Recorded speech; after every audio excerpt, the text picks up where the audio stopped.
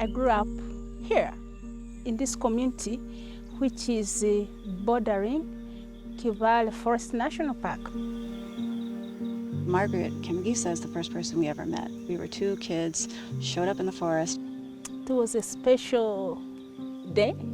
I was wandering around the forest and I find these beautiful people lying on the ground. I just thought they were tourists, but finally they told me, oh, we are researchers in Kibale Forest. And I kept following them up because they were young, smart, and energetic.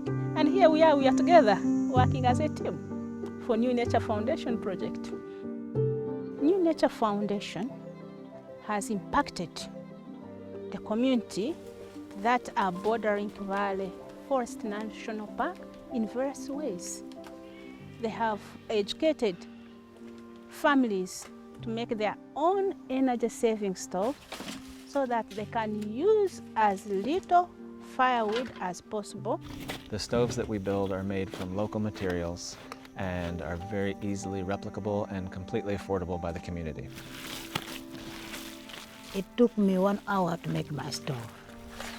We're teaching folks how to build these stoves for We're not using themselves. cement, we're using mud.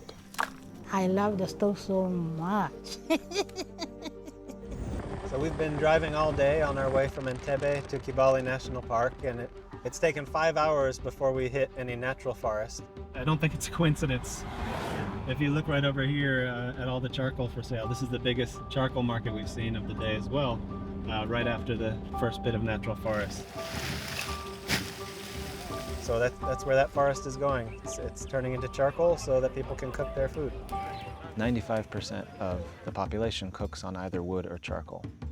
And of course that was sustainable for thousands and thousands of years, but once the human population hit a certain point, it was no longer sustainable, and that's when all of the forests outside the national parks just started disappearing, and that's when people started coming into the national parks. We decided to produce what we call eco-char briquettes. We make them entirely out of organic waste. Think farm waste, waste from places like tea estates. We have a good relationship with tea factories because they throw away these bags, but they are used again to make briquettes. So the message is everything can be reused. Instead of all of that ending up in a landfill or burn pit, we turn it into an affordable, carbon-neutral alternative to charcoal that burns far longer without cutting down the forest. We very quickly got into education, which had not been one of our initial plans for the project, but we realized you really need to convince people why they would want to do these things. So in 2006, right at the start of the project, we opened up the first Kibale Science Center. And it's the first museum of its kind in the country. The work that Kibale Science Center is doing has a great impact to the ecosystem. They are telling people to live in harmony with the forest, and not only with the forest, but also with the animals that are living in the forest. And doing that, lives of trees and animals are spared. My hope for New Nature Foundation project, expanding the other national parks and sharing the knowledge that we are already having for Kibale.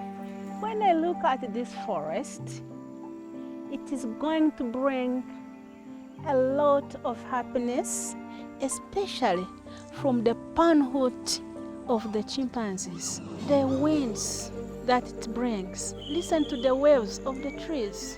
Feel them. It's beautiful.